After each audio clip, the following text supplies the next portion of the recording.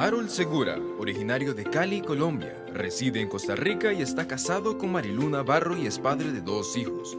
Es pastor bautista desde 1980, teólogo y administrador de empresas, ex rector del Seminario Teológico Bautista Internacional, conocido actualmente como la Fundación Universitaria Bautista. Es también profesor universitario y docente teológico desde 1985. Harold está fuertemente vinculado al trabajo de organizaciones no gubernamentales y es especialista en áreas de fe y desarrollo desde el año 2000. Actualmente, es el director de fe y desarrollo de World Vision Mundial para América Latina y el Caribe, y es un conocido autor de obras literarias donde expone valiosos temas sobre liderazgo, espiritualidad y teología para la niñez. Recibamos en nuestra Cumbre Arraigados 2022 al pastor y teólogo Harold Segura.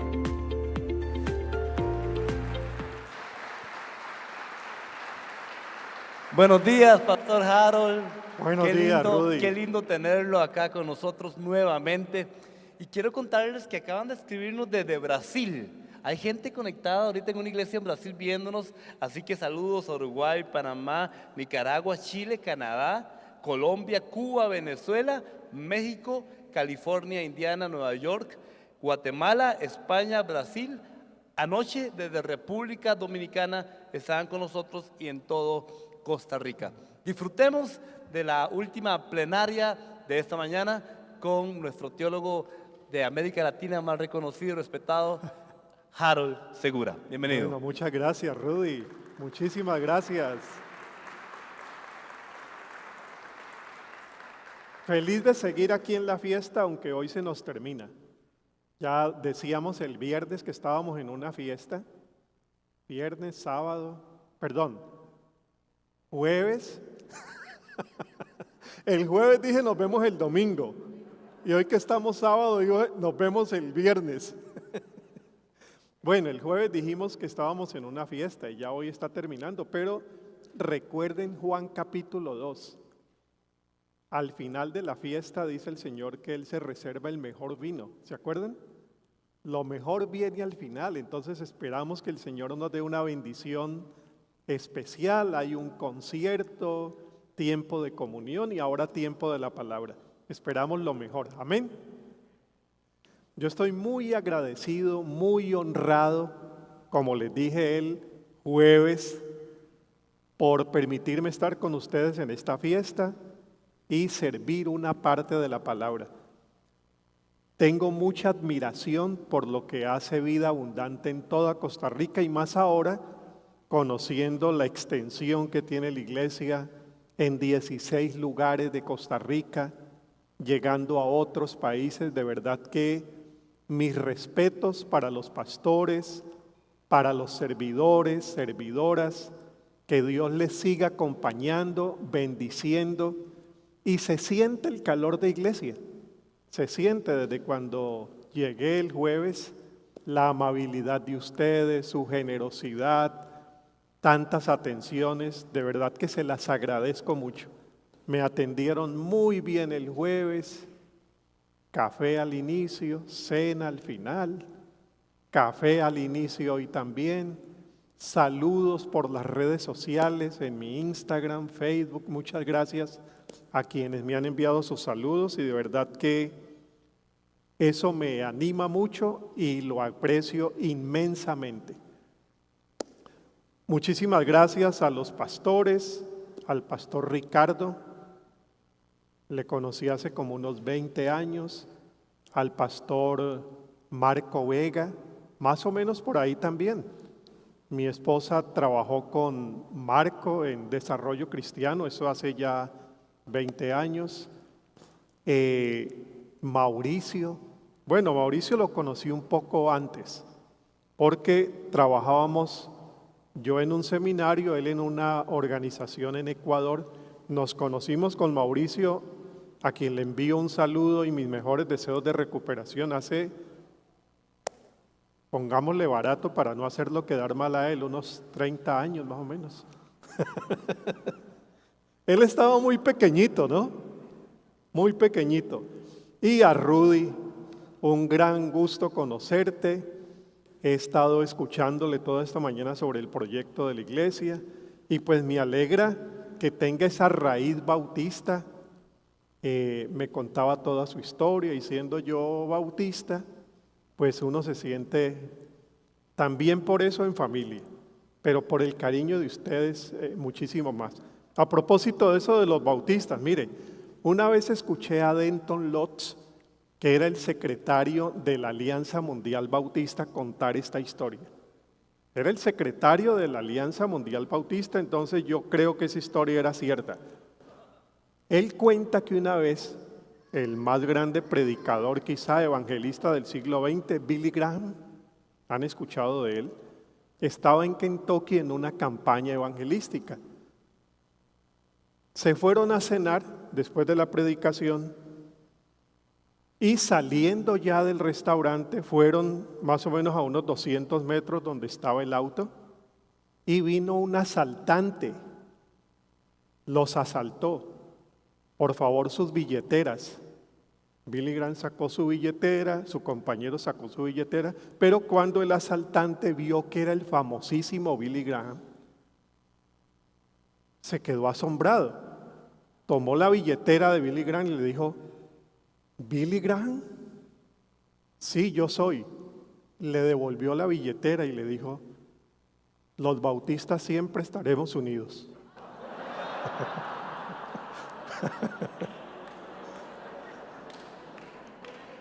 De manera, Rudy, los bautistas siempre estaremos unidos.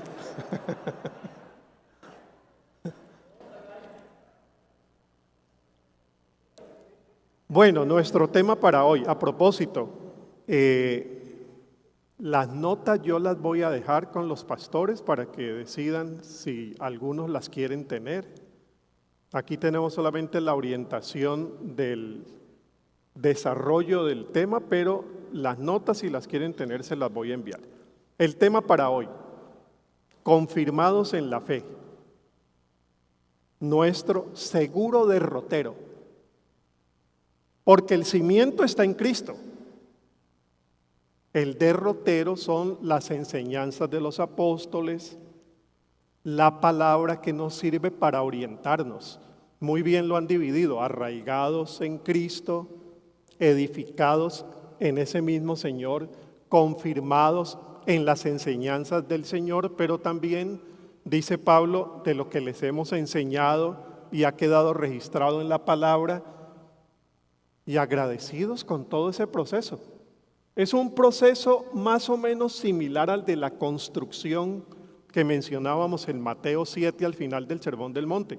Se pone el cimiento, se pone el edificio, se confirma. Cuando vienen las tempestades es el momento de la confirmación. ¿Y cómo terminamos? Agradecidos. Hoy vamos con confirmados en la fe. Lo que hemos dicho hasta ahora, lo que hemos dicho, o lo que dijimos el jueves, que arraigados significa cimentados en Jesús. ¿Recuerdan? Arraigados significa cimentados en Jesús, en su vida, en su legado, porque al fin y al cabo, su evangelio no nos dejó un tratado doctrinal para repetir, sino un estilo de vida para imitar. Entonces, eso de estar edificados en la fe y confirmados en la fe tiene que ver con arraigados en el modelo de Jesús. No tiene que ver tanto con el catecismo. El catecismo y la sana doctrina ayuda, pero el arraigo ¿dónde está? En Jesús y en su vida. Dijimos también que estar arraigados de esa manera es lo que más se requiere hoy en un momento como el que estamos viviendo, donde los cimientos comienzan a ser azotados por todo lo que está pasando.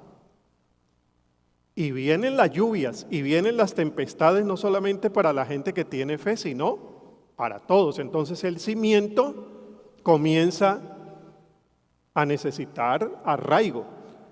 Por lo tanto, lo que se necesita para vivir en medio de una situación tan crítica como la que vivimos es más que doctrina. ¿Están de acuerdo? O sea, es más que un catecismo. Lo que se necesita es vida. Lo que se necesita es vida. Construido sobre la roca es la mejor forma de resistir los ventarrones. En ese sentido, la salvación de Jesús, a ver cómo le suena esto, la salvación de Jesús no es solamente una doctrina. La salvación de Jesús tiene sentido terapéutico. La salvación de Jesús no es solamente una doctrina, aunque después se hace una doctrina de la salvación, sino que es una fórmula de vida. La salvación es una fórmula de vida. ¿Cómo podemos vivir mejor aquí y tener seguro el más allá? Pero la salvación tiene sentido terapéutico. Es saludable para la vida. Por eso en algunas Biblias, sobre todo en la Reina Valera de 1909, cuando se dice salvación se traduce como salud. Salud para las naciones. Ya después se tradujo salvación, porque la palabra en hebreo entre salud y salvación vienen de la misma raíz. Por lo tanto, tener salvación, ¿qué es? Tener vida. Vida para vivir la vida. Juan 10:10, yo he venido es para eso, para que tengan vida y para que la tengan en abundancia. Dijimos también que estar cimentados en Jesús le da entonces prioridad a la espiritualidad sobre la teología. Yo dije, eso es arriesgado, siendo uno teólogo, decir ese asunto. Le da prioridad al discipulado sobre el catecismo. Podría ser otra forma de decir lo mismo. Le da prioridad a la vida sobre la doctrina. Y esto hay que hilar muy despacio para no caer tampoco en la tentación de pensar que la teología, la doctrina y el credo no juegan ningún papel. No, lo que estamos diciendo es que esas dos cosas van de la mano y que una doctrina es sana y saludable en la medida que te permite vivir una vida semejante a la de Jesús. ¿Por ahí estamos bien? Porque gente con sana doctrina, gente con correcta teología, pero con mala vida, por ahí hay pedófilos con unas teologías extraordinarias. Por allá los hay y por acá tenemos abusadores con muy buenas doctrinas.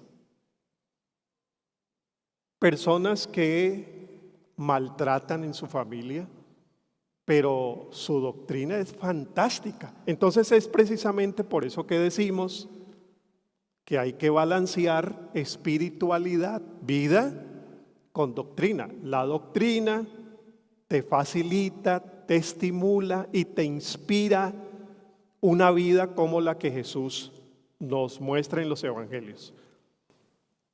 Dicho lo anterior, estamos listos para preguntarnos esto. Entonces, ¿qué lugar tiene la doctrina? Que por cierto en Colosenses Pablo la pone después del arraigados. Arraigados en Cristo, ahí vamos. Confirmados en lo que les hemos enseñado. Entonces, ¿qué lugar tiene eso? A esto nos vamos a referir ahora. Vamos al texto. Colosenses capítulo 2, versículos del 6 al 10.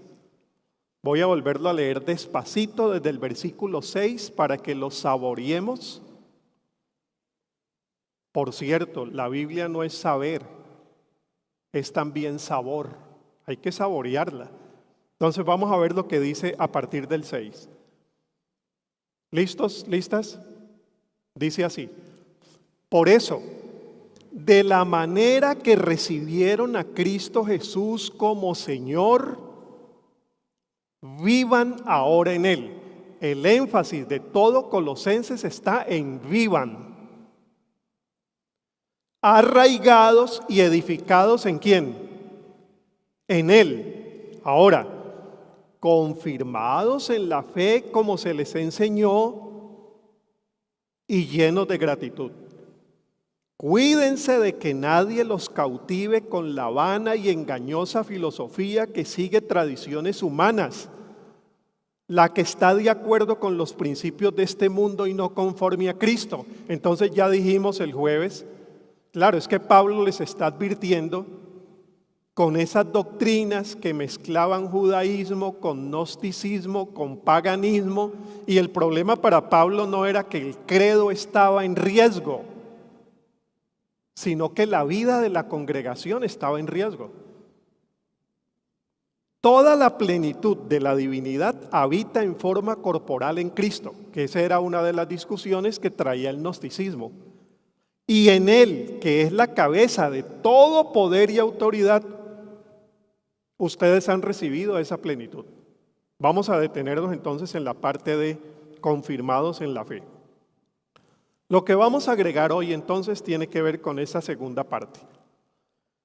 Es cierto, totalmente cierto que para vivir en estos tiempos difíciles y de grandes cambios, también necesitamos una doctrina firme. Pablo lo llama la enseñanza, que afiance la fe y que haga plena la vida. Ahí está el asunto para Pablo. Pablo lo dice así: confirmados en la fe como se les enseñó y llenos de gratitud, porque donde hay sana doctrina se viven vidas agradecidas y plenas. Y en toda la carta a los Colosenses, una y otra vez resalta el tema de la doctrina. De eso no hay duda. La duda salta, la duda viene en el momento de definir lo siguiente: ¿a qué se refiere Pablo con afirmar la fe que se les ha enseñado? ¿Para qué sirve afirmar las enseñanzas recibidas? Y quizá la que más le interesa a Colosenses: ¿cuál es la relación entre la fe que se nos enseñó, versículo 7, y la vida que hay que vivir en él, versículo 6? ¿Cuál es la relación entre esa sana enseñanza y la vida en Cristo? Vivir en Cristo es el centro de la carta de Colosenses, no la polémica con las falsas doctrinas.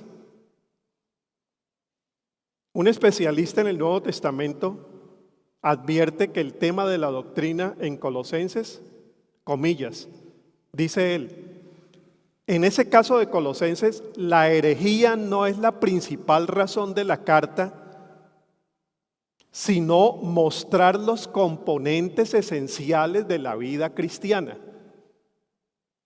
Entonces, Pablo no está en una discusión apologética. Pablo está en una situación de enseñanza pastoral. En verdad a Pablo no le interesa tanto la apologética, le interesa más la pastoral. No es la discusión, es cómo la falsa doctrina está afectando a la iglesia. Y si ustedes se van al versículo, a todo el capítulo 3, ustedes se van a dar cuenta que el interés de Pablo es cómo está viviendo la iglesia. Dice: por lo tanto, a partir del 3:12, como escogidos de Dios, santos y amados, vestidos de profunda compasión, benignidad, humildad, mansedumbre y paciencia. Eso es lo que le interesa a Pablo. Si la iglesia está viviendo con compasión. Porque si tenés la sana doctrina otra vez, pero te falta misericordia, te está faltando lo central del evangelio. La relación entre esos dos aspectos de la vida cristiana tiene una relación similar. Vamos con una ilustración, que esto siempre funciona bien, al de una receta médica. La enseñanza doctrinal es la fórmula. La enseñanza doctrinal es la fórmula. La doctrina es la fórmula. Pero la fórmula, ¿para qué sirve? Pues para sanar el enfermo. Pero usted se imagina una persona que tenga una fórmula precisa, exacta y contundente, pero no la aplique. pues no le va a servir. Entonces Pablo dice, tenemos la fórmula. No me vayan a alterar la fórmula, porque si me alteran la fórmula, ¿qué es lo que va a pasar? No es que la fórmula pierde, es que el enfermo se nos arriesga. ¿Vamos bien por allí? Pero si yo me pongo a discutir sobre la fórmula y descuido al enfermo, esa es una discusión académica para la facultad de medicina. ¿Es válida? Sí, siempre y cuando todo eso aplique al enfermo. Entonces, para Pablo, lo que más le interesa es la salud de la iglesia. Por eso la fórmula tiene que estar bien prescrita y bien aplicada. Jesús prefirió por eso el camino más de la enseñanza del Sermón del Monte. ¿Se acuerda que lo mencionábamos aquí? Jesús va más por allí y yo siempre me estoy preguntando, y créanme, no logro todavía resolver por qué Jesús se interesó tan poco en definirnos el credo de la fe. Eso a mí me sigue llamando la atención. ¿Por qué Jesús no da un poco más de tiempo a la doctrina? Y cuando entra a discutir las doctrinas, las entra a discutir porque las falsas doctrinas, o mejor, las falsas vidas con correcta doctrina, léase los fariseos, estaban afectando la vida de la gente. Miren, les voy a explicar. ¿Se acuerdan del paralítico que estaba en el estanco, en la piscina? Jesús lo sana. Otros más, el paralítico que sana en otra ocasión cuando la casa estaba llena y la bajan por el techo.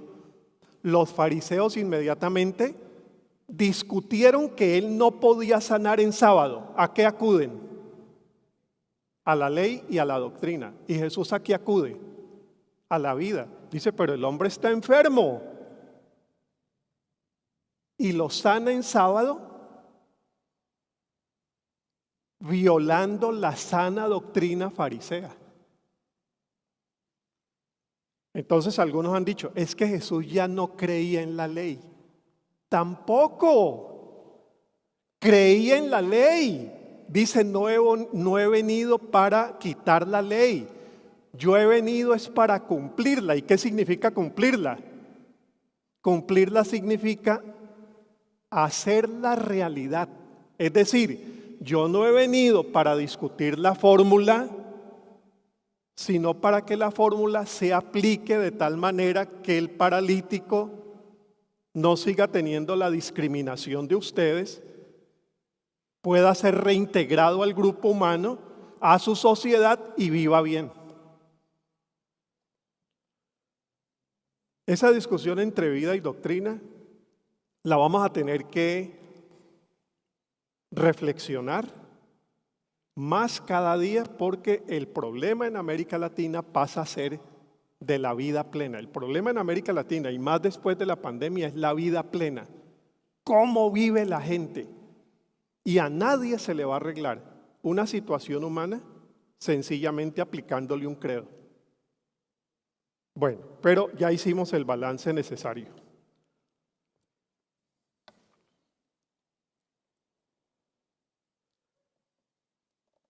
Hay un especialista en doctrina, hay un libro que apareció en el año 2010 que se llama El drama de la doctrina. El autor es Van Hauser y dice lo siguiente: como las medicinas, usa la figura de la medicina, como las medicinas, es un libro como de unas 600 páginas, yo todavía no he pasado de la página 20. Dice, como las medicinas, la verdad doctrinal no sirve para nada si no es la adecuada. Pero ¿cómo debemos tomar la doctrina? El asentimiento intelectual no basta, es preciso que la doctrina no solo capte la mente, sino que capte las emociones y las imaginaciones. No es solamente de aquí. Lo que la Biblia llama el corazón, debe llegar al corazón. Necesitamos, termina él diciendo, apropiarnos, abrazar, incluso inhabitar la verdad doctrinal. El verdadero fin del drama de la doctrina es la sabiduría, y este es un especialista en doctrina. El temor al Señor va por el lado de la sabiduría. El conocimiento vivido es la realización de la verdad. Es decir, él usa la ilustración de la medicina. Y si nos faltara ilustraciones, otra que funciona muy bien hoy en día es en el área de la nutrición. Hoy que está de moda, afortunadamente, ¿cierto? Los nutricionistas, las dietas. Entonces imagínese usted una persona discutiendo con otra sobre dietas. Entonces una le dice, no, la mejor es el ayuno intermitente. Y el otro le dice, no, esa no funciona bien. De verdad, la más saludable, la que te quita los 10 kilos en 2 meses, es esta. Y vienen en una discusión, hay como no sé cuántas dietas hoy en día y todas muy famosas, ¿no? Pero imagínese usted una discusión sobre las dietas entre 2 personas obesas y enfermas. Y yo conozco especialistas en dietas. Hace como 3 años están empezando una y no han iniciado. Yo creo que por ahí vamos con el tema de la sana doctrina. Entonces Pablo dice, aquí lo que nos interesa es la forma como precisamente la iglesia convierte en vida la dieta. Pregunta, y la resolvemos rápidamente. ¿De qué manera podemos nosotros, miren que ahí está la pregunta, ¿de qué manera podemos nosotros como servidores y todos como iglesia promover una enseñanza de la fe que contribuya a la vivencia del evangelio? Teniendo en cuenta que es viviendo el evangelio como vamos a estar arraigados en Jesús. Claro, porque no cualquier enseñanza te lleva a Jesús. Entonces lo que buscamos es qué enseñanza, qué doctrina, qué credo es el que contribuye a estar arraigados en Jesús. Mencionemos 2 instrucciones que da Pablo. La primera, lo que Pablo dice es, enseñar la fe. Hay que enseñar la fe como ministros, como servidores, como líderes y como pastores para contribuir a la sabiduría y no solamente para engrandecer el conocimiento. Elemental. Eso es elemental, ya lo dijimos. Pablo en Colosenses, algunos dicen Pablo y los discípulos que estaban con él, que son los que quizás redactaron toda la carta, en 5 ocasiones está hablando de este asunto. Colosenses 1:9, Colosenses 1:28, Colosenses 2:3, Colosenses 2:23, Colosenses 3:16, una y otra vez. Tomo solamente el 1:28. A este Cristo proclamamos aconsejando y enseñando con toda sabiduría. 5 veces menciona sabiduría. Con toda sabiduría a todos los seres humanos para presentarlos a todos perfectos en Él. Pero ya sabemos, sabiduría para el mundo bíblico no es conocimiento racional e intelectual. Es vida puesta en la práctica de la vida. En los campos todavía se usa la sabiduría como se usaba el término bíblicamente. Decimos nosotros, ese viejito es sabio. ¿Cierto que lo usamos? Costa Rica y Colombia igual. Ese ancianito es sabio. Pero no fue a la universidad. ¿A qué nos estamos refiriendo? Yo voy a consultarle a mi abuelo porque mi abuelo es sabio. Pero no sabe de economía, no sabe de administración, no sabe de finanzas, pero sabe distribuir la plata. ¿Ves lo de sabiduría? Mi papá murió hace ya 20 años y una de las cosas que más me sigue haciendo falta de él es su palabra de consejo y su mirada, porque con la mirada uno entendía por dónde debía ir. Era una persona sabia, gente que ha vivido, gente que sabe cómo es trajinar por la vida, toda esa gente que salió del campo, vino a las ciudades, migraron. Uno dice, ahí hay sabiduría, y a esa sabiduría, a esas formas de vida es que Pablo se repite 5 veces en Colosenses. La sabiduría es la esencia de la fe judeocristiana. La sabiduría debe estar en el centro del discipulado cristiano. Una doctrina que te lleve a esa vida que Jesús nos propone en todos los evangelios. La sabiduría es la necesidad más urgente en estos tiempos. Porque mire los 2 últimos años, ¿qué es lo que ha sacado adelante a la gente? El conocimiento por una parte, pero lo que ha sacado adelante muchos proyectos comerciales, familiares, proyectos de salud, proyectos de todo esto que entró en crisis, ¿qué es? La sabiduría, como uno se ha acercado a eso, con fortaleza, con valor, con fe, con confianza en Dios, afirmando sus lazos como iglesia. Cuando ha habido esperanza, incluso el organismo enfermo responde mejor. Lo que dicen los médicos, cómo se supera una depresión o algunas de las depresiones. La esperanza te ayuda. Entonces a esa sabiduría es que el apóstol Pablo nos está llamando una y otra vez. Ahora, dato interesante. Colosenses se escribió primero que el Sermón del Monte. Dato interesante, ¿no? Los evangelios, bueno, el primero que se escribe es Marcos, pero atención a este dato que les puede interesar. Las epístolas se escriben primero que los evangelios. Colosenses se escribe entre el 60 y 70 y hay evangelios que se escriben después de la caída de Jerusalén, que está después del 70. Conversando con Plutarco Bonilla, un biblista y traductor bíblico que algunos de ustedes conocen, él me decía una vez, conversando con él, me dice: Harold, yo lo que creo es que los evangelios se escriben después de las epístolas para balancear las epístolas. Porque las epístolas parece que estaban recargándose mucho al aspecto del credo y la doctrina. Por ejemplo, si uno lee Romanos 2, 3, 4, 5, 6, 7, Romanos es profundo. Para el mismo Pablo cuando va terminando el capítulo 7 de Romanos dice: oh sabiduría de Dios, ¿quién le llega a esto? Pasemos mejor a otra cosa. Y a partir del 8 entra en la parte pastoral.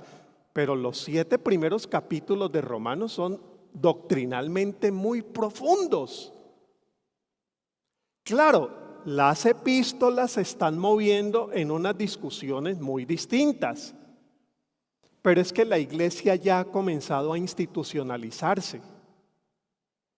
Como Jesús no dejó doctrina, no dejó credo, ni dejó estructura, sino que dejó el Espíritu, a esta pobre gente de Hechos capítulo 1 les tocó prenderse del Espíritu para después comenzar a decir cómo es que vamos a hacer la iglesia. ¿Nombramos diáconos o no? ¿Qué dijo Jesús? Ahí les dejo el Espíritu. Si Jesús hubiera dicho tantas cosas que nos hubiera resuelto hoy problemas que tenemos en las iglesias, ¿no? Las mujeres deben predicar o no. Y Jesús sencillamente lo que hizo fue caminar con mujeres que también lo seguían, pero nos hubiera hecho el favor de haber escrito un catecismo como después lo escriben los protestantes a partir del siglo XVI. Tal cosa, ¿sí o no? no porque tal, y lo redactan en 2 líneas. Entonces, las epístolas se recargan un poco a la institucionalidad de la iglesia. Plutarco, mi amigo, dice: vienen los evangelios para recordar que el camino de Jesús está hecho con cosas diarias, prácticas que tienen que balancear esto de que no quedarnos solamente discutiendo la teoría, sino aplicar la dieta. Posiblemente sea así, pero viene precisamente para mostrar cómo anduvo Jesús, qué enseñó Jesús, cómo vivió Jesús, y el Sermón del Monte, que ya lo hemos mencionado antes. Dejo esa inquietud, ¿no? ¿Por qué los evangelios no enfatizan todos esos temas polémicos? Y otra cosa, ¿por qué el Antiguo Testamento no entra en doctrinas? Eso me interesa todavía más. Por ejemplo, ¿en el Antiguo Testamento hay resurrección o no? Difícil uno determinar una doctrina a partir de una narración. De una epístola es más fácil, Pablo, pero de Jonás, cuando Jonás no está dando solamente doctrina, sino que está contando una historia. Por eso la discusión de fariseos, saduceos y heredianos.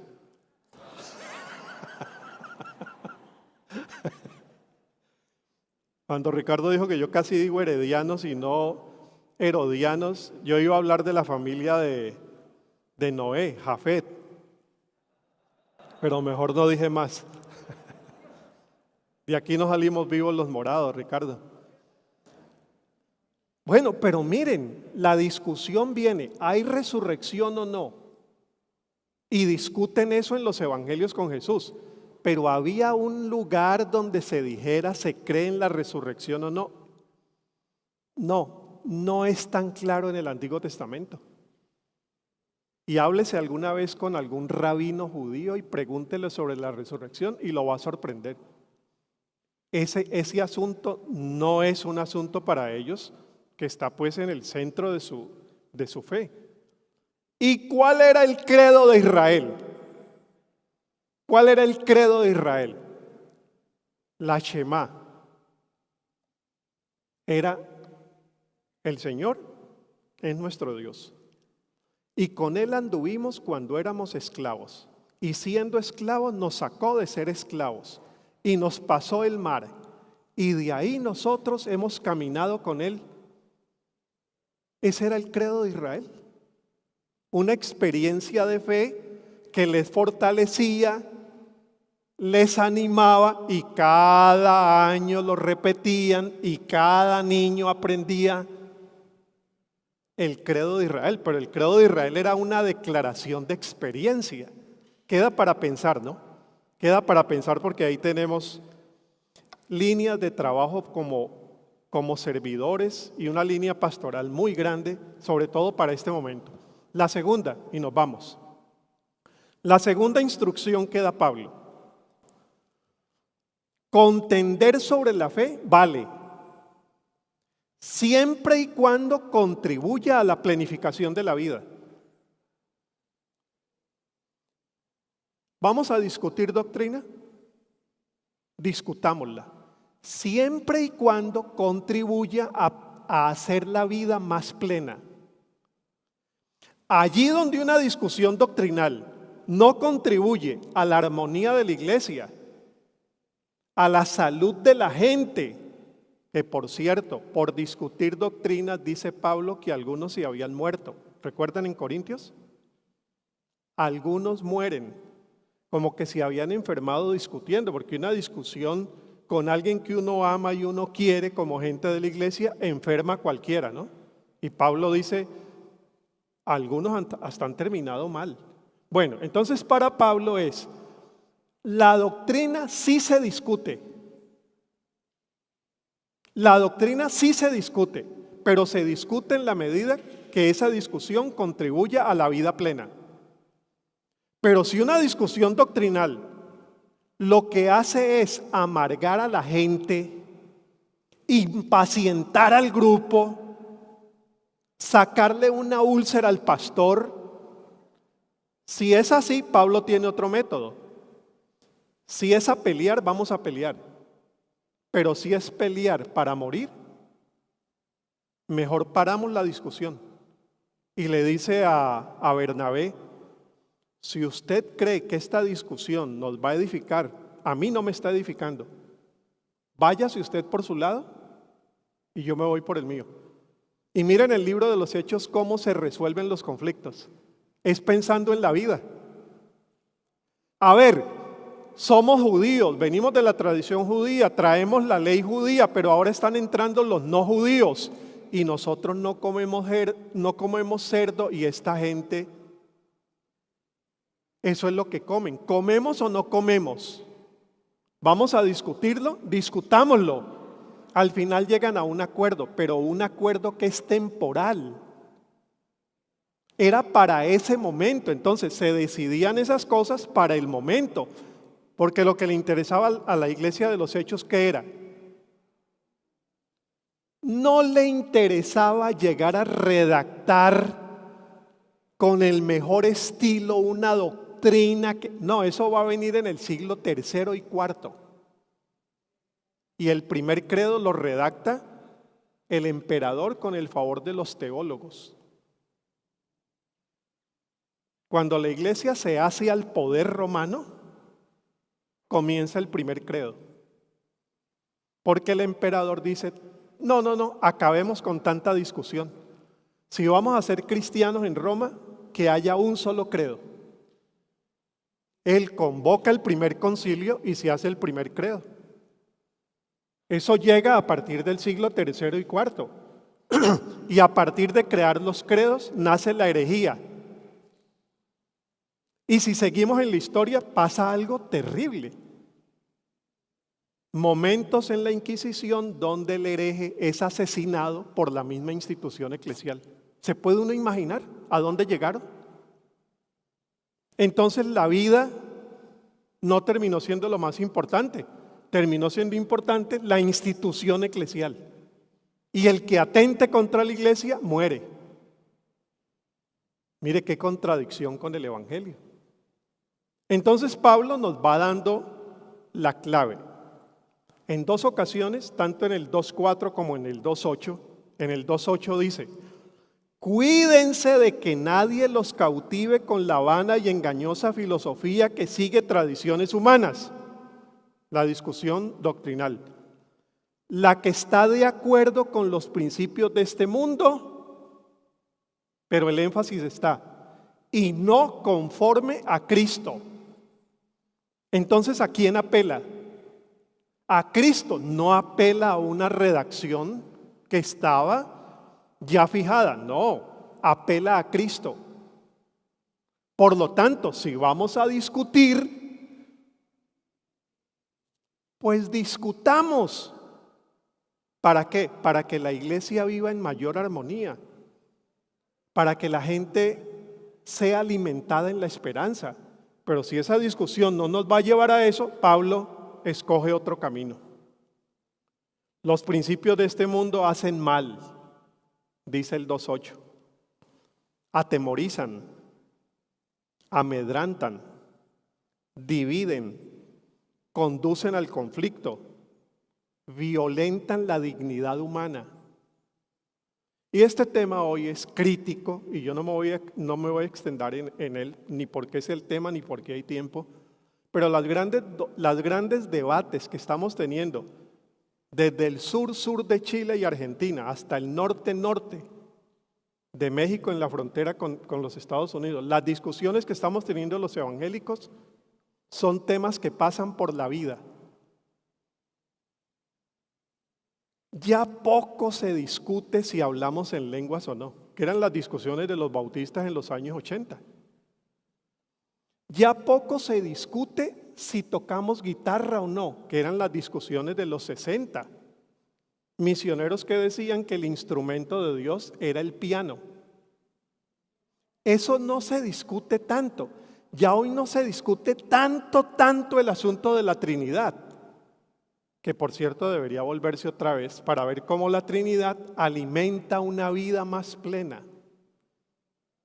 que tiene su efecto sobre una vida plena. Hoy se discute aborto, temas que pasan por la vida, diversidad sexual, temas que pasan por la vida de mucha gente. Hoy se discute eutanasia, gran discusión en Colombia. Acaban de aplicar eutanasia a 2 personas. Hay una gran discusión. Miren las discusiones que están dividiendo a la iglesia. Pasan por la vida, y como pasan por la vida, eso tienen de bueno. Pero para que pasen por la vida, tenemos que estar confirmados en lo que la fe nos dice de por dónde es que pasa la vida. ¿Ven? Entonces yo creo que estamos en un momento donde estos temas son cruciales. Vamos terminando aquí. Los principios conforme a Cristo infunden valor, reconcilian, promueven el amor y nos hacen personas agradecidas. ¿Cuáles serían entonces esos principios fundamentales que los apóstoles y Pablo estaban tratando de enfatizar una y otra vez? Jesús es Señor. El reino de Dios, el Padre, es el horizonte hacia el cual nosotros avanzamos. ¿Quién nos anima y nos inspira? El Espíritu. ¿Y dónde espera Dios que se movilice ese reino? En la iglesia. Tendríamos así: Jesús como Señor de la vida y modelo. Ahí tenemos al Hijo. El reino que quiere el Padre, venga a nosotros tu reino. Y la inspiración del Espíritu, tendríamos la Trinidad, el Hijo, el Padre y el Espíritu. ¿Eso puesto en qué comunidad? En la iglesia. Pienso que ahí hay 4 grandes énfasis doctrinales que necesitamos afirmar en el día de hoy.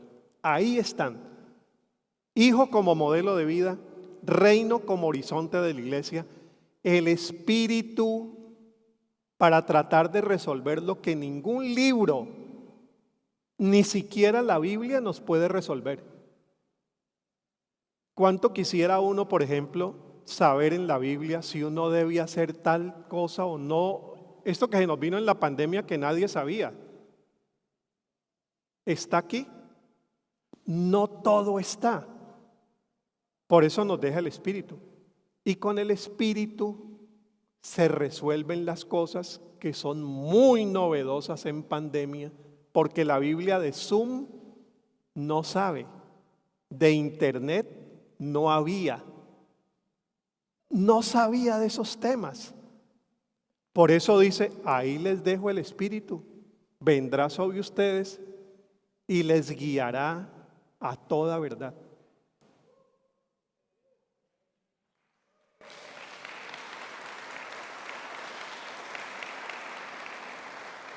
Eso del Espíritu, como se dice en Costa Rica, se las trae, ¿no? Señor, ¿qué hacemos? Entonces en Hechos capítulo 1 dice: Señor, hey, te vas a ir. Señor, te vas a ir. Sí, me voy a ir. Pero si dijiste que restaurarías el reino a Israel, ¿lo vas a restaurar? ¿Se acuerdan la pregunta? Y no se la responde. Dice: no me corresponde a mí saberlo. Eso está en la potestad del Padre. Yo me voy, ahí les dejo el Espíritu. Entonces Jesús no responde lo que hay que hacer. En ese caso, les deja con quién lo van a saber. Y en Hechos 2 comienza el Espíritu a dirigir la iglesia de maneras que aquí no estaban escritas. Y por cierto, hacen unas interpretaciones del Antiguo Testamento bastante extrañas en el libro de los Hechos. Pero el Espíritu los está dirigiendo porque el Espíritu lo que hace es actualizar la voz de Dios que sigue hablando siempre. Y que con el Espíritu sí podemos saber qué hacer con Zoom, qué podemos hacer con la internet, qué podemos hacer con el iPhone y qué podemos hacer con ese reloj electrónico que me dice que ya debo terminar. Concluyamos así. Enseñar la fe tiene sentido cuando contribuye a vidas sabias. Cuando una doctrina no te contribuye a vida sabia, discútela y peléala. Él necesita ser levantado y voy a violentar el sábado. Discúlpenme, pero levántate y anda. Allá ustedes con el sábado. Porque es más importante que el sábado el que está enfermo. Y además, yo soy Señor del sábado. Con razón lo matan. Con razón lo matan.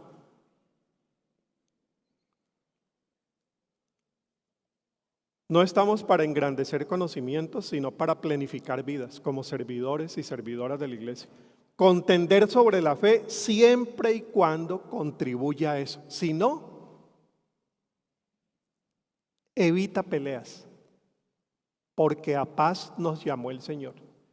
Y si usted ha decidido creer así y ya le hemos dicho que aquí creemos lo otro, coja su propio camino y Dios lo ayude. Nosotros hemos escogido el nuestro y Él nos va a ayudar. Pero Pablo decide de esa manera, bastante cortés y fraterna, grandes discusiones que se tuvieron en varias ocasiones y las peleas que tuvo, por ejemplo, con Pedro. Los 4 grandes ejes que debemos enfatizar hoy: centrados en Jesús, orientados hacia el reino, inspirados en el Espíritu y conviviendo en la iglesia. Y esto de la iglesia sí que tuvo respuesta para la pandemia. La importancia de la comunidad, la importancia de la oración, la importancia del apoyo, del consejo, del ánimo, de la compañía, la convivencialidad de la iglesia. ¿Qué es la eclesiología que uno comienza a percibir en una iglesia cuando llega? No le he preguntado a Rudy cuál es la eclesiología de aquí, de Heredia, pero la eclesiología uno la respira cuando se baja del carro, cuando te atienden, cuando te llevan a tomar el café, después del mensaje te llevan prometieron empanadas colombianas. Yo llegué muy temprano hoy porque dije, eso está tan bueno que hasta gallo pinto van a dar. La gente trabajando, con las cámaras moviéndose de un lado al otro, los voluntarios. Esa es la eclesiología que detrás tiene una doctrina, pero la eclesiología la respirás. Y aquí termino. Hoy se discute si uno se comporta como piensa o se comporta como siente. Y algunos que estudian esos temas dicen que primero va la emoción y después va el pensamiento, que no es la emoción la que sigue el pensamiento, sino el pensamiento la que sigue la emoción. Entonces uno, al emocionarse con una iglesia como ustedes, uno va pensando muy bien de la eclesiología de una iglesia. Pero ¿por dónde te entró? No por el credo, te entró por la experiencia de vida. Como era lo de Jesús, ¿no? Era una evangelización por contagio. Y lo seguían y querían más. Porque claro, ahí había vida. Y donde hay vida, vamos. En síntesis, una doctrina hecha carne y una doctrina hecha vida. Como bien lo expresa un poema de León Felipe, poeta español que vino después del exilio a México. Escuchen este poema y terminamos. Por ahí debe estar el poema de León Felipe si ustedes lo quieren seguir también. Había un hombre que tenía una doctrina.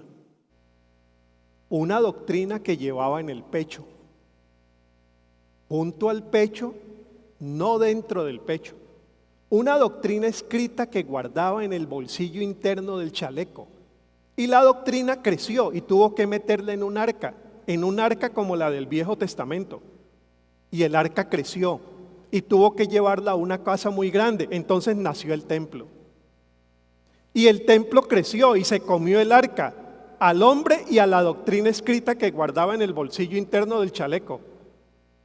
Luego vino otro hombre que dijo: el que tenga una doctrina que se la coma antes de que se la coma el templo, que la vierta, que la disuelva en sangre, que la haga carne de su cuerpo y que su cuerpo sea bolsillo, arca y templo.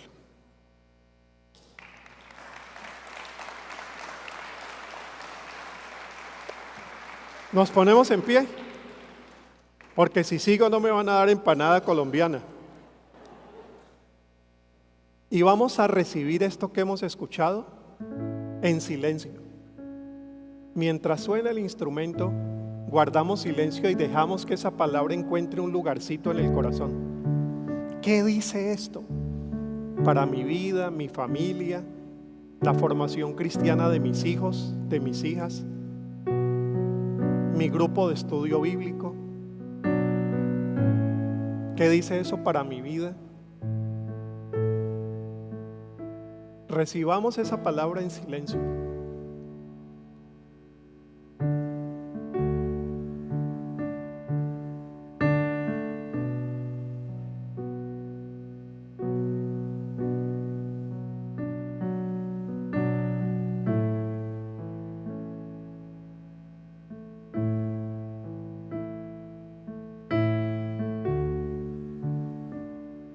Dice Pablo: confirmados en la enseñanza que les hemos dado, confirmados en que Jesús es Señor de vida, que a quien seguimos es a Jesús en medio de todos los avatares de este mundo, de todos los vientos que azotan la vida, de todo lo que tiembla, que nos hace tambalear, pero que el cimiento se mantiene en Jesús de Nazaret, en su vida, su enseñanza, su redención, y que frente a Él es que declaramos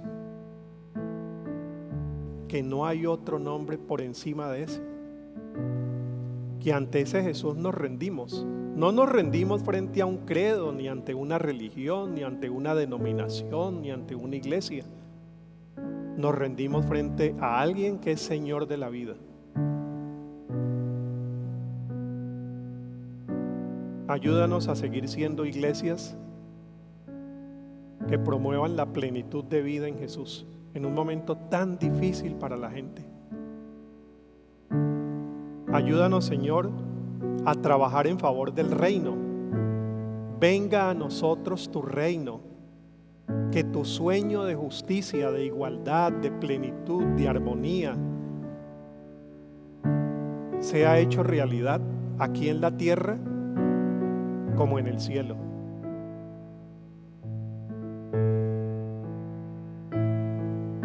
Ayúdanos a afirmar que quien nos dirige frente a la incertidumbre es el Espíritu. Aprendemos de la historia, pero no nos regimos por la historia. Aprendemos de las experiencias de otros países, pero muchas veces eso no es suficiente, no sabemos qué hacer. Y frente a eso no nos dejaste respuestas, nos dejaste la presencia del Espíritu, que nos alienta, nos motiva, nos anima a seguir viviendo sin respuestas mientras las respuestas las vamos encontrando en el camino. Y ayúdanos a afirmar la centralidad de la comunidad de fe, de la iglesia en la cual, Señor, nos apoyamos, nos alentamos, nos damos esperanza, mantenemos viva la llama del Espíritu, el modelo de Jesús y la aspiración al reino de Dios. Pido que bendigas las iglesias Vida Abundante en Costa Rica. Te doy gracias por las iglesias de Vida Abundante. sus pastores, sus servidores, servidoras. Que tu Espíritu siga animándoles, fortaleciéndoles, enseñándoles y haciéndoles de lección para muchos más. Que tu Espíritu nunca se aparte de nosotros. Y devuélvenos después de esta cumbre con el compromiso renovado, el ánimo reforzado, porque sabemos que tú vas de la mano con nosotros. Te lo agradecemos en el nombre del único Señor y Salvador, Jesús. Amén. Amén.